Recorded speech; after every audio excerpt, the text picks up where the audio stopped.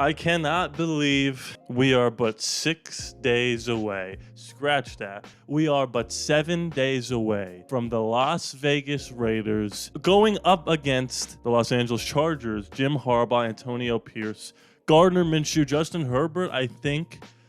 I wanted to just come on here and quickly discuss, quickly or not quickly, I don't know, the state of the Raiders, I guess, but more importantly, how we got to this moment and how I'm currently feeling about the Raiders and my confidence level about how I think they're going to perform this season. And this is also going to be a place for you guys to let me know in the comments your confidence level, because look, we are fans, right? We are fanatics. We are die hard. We bleed silver and black, the whole 9 yards, right? With that comes a little bit of bias. So we're always going to go into a season thinking slightly more positively than maybe someone who isn't a Raider fan might think. And last year, I said we would go 9-8 and miss the playoffs. I'm not yet going to spoil what my actual final record prediction is because I will be live on Bleacher Report tomorrow, Monday, September 2nd, 3 p.m. Eastern Standard Time. If you want to follow me on Bleacher Report to make sure you get the notification for when I go live and do my final record prediction, the link will be in the description of this video, and then there will be a post on this channel 30 minutes before that will also provide you with the link to that live stream. After that live stream is done, I will then be discussing the record on this channel and how good or bad I think we're going to do. And to be clear, I made a record prediction about a couple months ago, a month or two ago, I believe. And it was a tentative, schedule comes out, what's my thoughts? And I said 11-6. This was me thinking that Aiden was going to win the job and that he was going to be much more improved than he was the year before. I thought he was definitely improved from what I saw, but I guess it wasn't enough for him to get the job right away.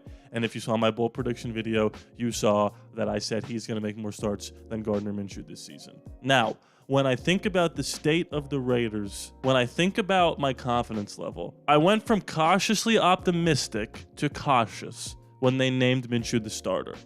Only because of what I've seen from the preseason and what I've heard reports coming out of practice. Because if you just told me we signed Gardner Minshew, and before I go any further, make sure if you're new to the channel, hit that subscribe button. Our goal is 10,000. We're making one final push to get there. Might we get to 9 before the new league season? It's been done before to get that many subscribers in a small amount. About 70% of the people that watch these videos are not yet subscribed. Don't be a lurker. If you've been watching me a while, hit that sub button.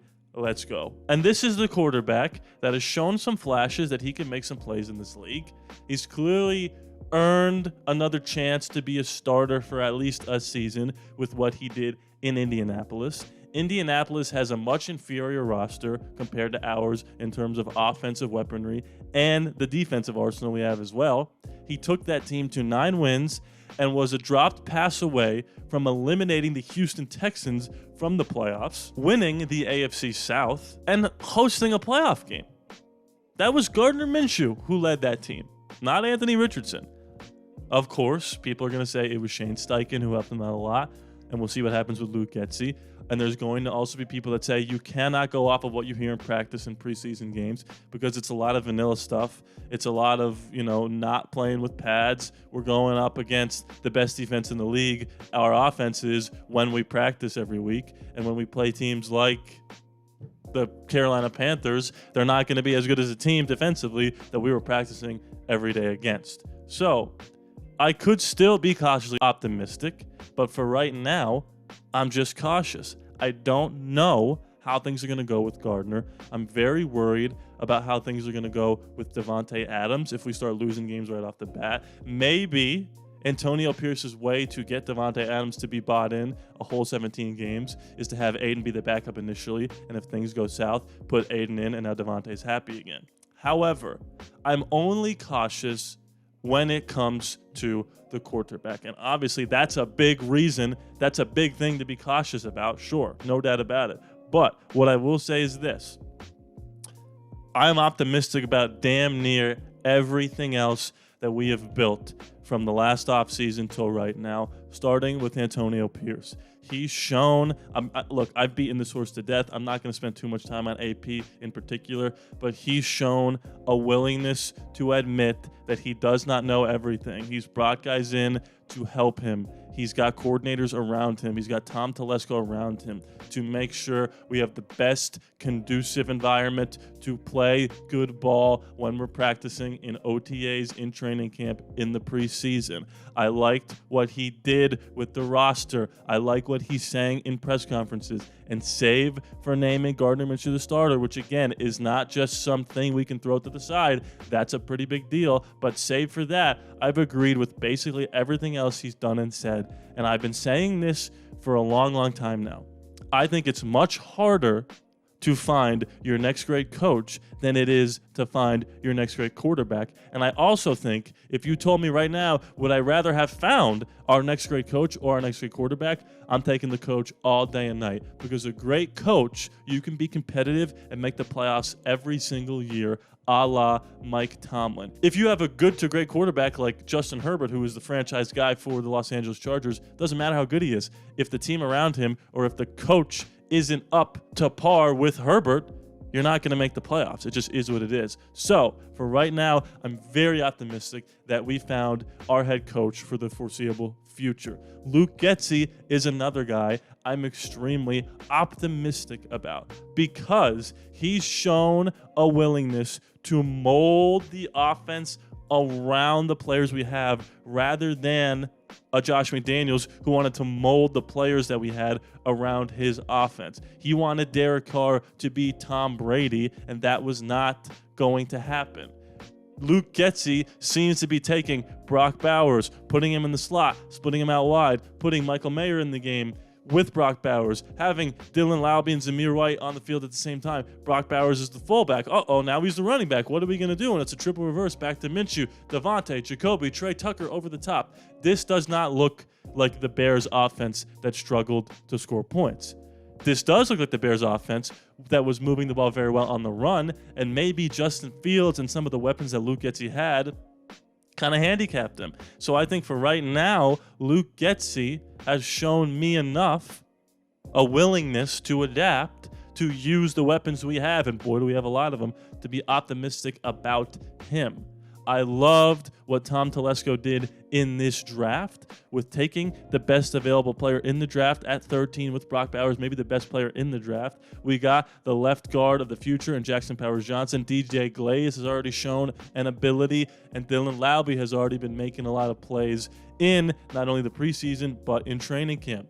The rest of those late round guys, we'll see if they hit or not. Those ones are always tougher to hit. But I'm happy with some of the position guys that we've drafted that look to already make an immediate impact. And last but certainly not least, this defense is absolutely for real. It was not a fluke.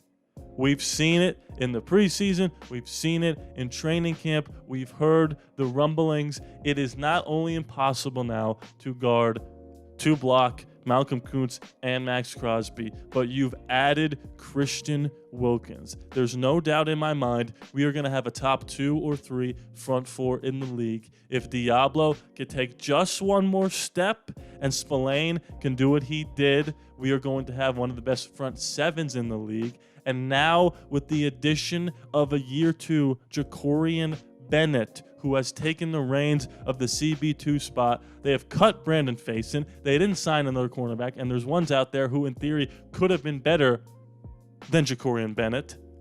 That means that they trust Jack Jones, which I do completely. They trust Nate Hobbs in the slot, which I do completely. And they trust Jacorian Bennett to be that CB2. And from everything that I've heard in training camp from beat writers and reporters that I've seen these two practice, Marcus Epps and Trayvon Merrick are going to show that they might be a top 2 or 3 defensive safety duo in the National Football League. So what does all this mean? Why does this video exist?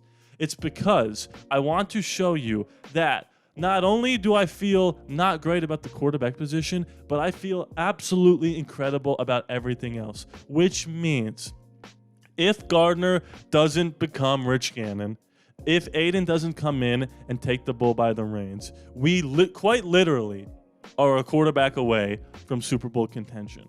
And I think we have to do our due diligence with upcoming free agents, Dak Prescott, potential trades, Aaron Rodgers, and guys in the draft, Shedeur Sanders, Cam Ward, Quinn Ewers, Drew Allar. These guys all could be guys that we need to be looking at, scouting. We probably will take one in the first round if we don't make the playoffs. And even if we do make the playoffs and one of them falls, we might still grab one. We just have to make sure that we have our guys, our all-pros like Max and Christian Wilkins and Devontae, right? These guys need to be ready to know.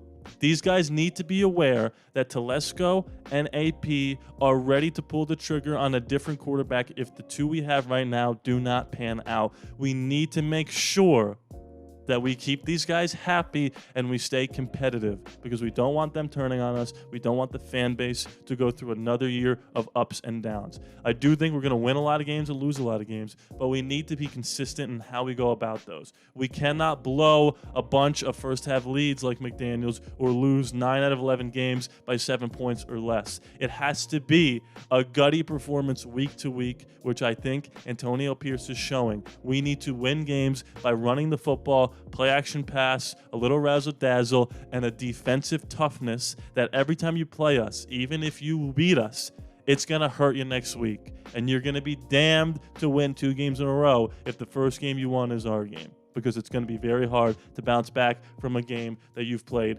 against the Las Vegas Raiders. So that's my thoughts on the state right now. Again, this is just a forum for me to express that I'm cautiously optimistic about a lot of stuff and only cautious about the quarterback situation. It's been a couple weeks and I'm still not on board with the Gardner of it all, but we'll see. I'm not the coach. I'm not the GM. I'm not the coordinator. I'm not in the position to make that decision. So we will see how good we do. Again, my record prediction will be Bleacher Report live stream tomorrow, Monday, September 2nd, 3 p.m. Eastern. Link is in the description to set a reminder to follow me, to turn on those notifications. Download the Bleacher Report app if you don't have it. I'll be on there. Make sure you are chatting away in the comment section. There's going to be a live chat rolling. I'm going to talk about every single game. It's going to be about 30 minutes in length. Link in the description to our Discord. Our Discord is a group chat. It's completely free. We're talking. I mean, week 1, it's going to be awesome to be in there talking to all you guys. Last but not least, check out that Patreon, patreon.com/ALLaBorde Raiders. You get your name at the end of the credits. You get exclusive content to videos that are not posted on YouTube. You get ad-free content, and you get videos like this days in advance. Please be sure to subscribe. It is free after on no charge to you. I love you guys, and I'll see you next time.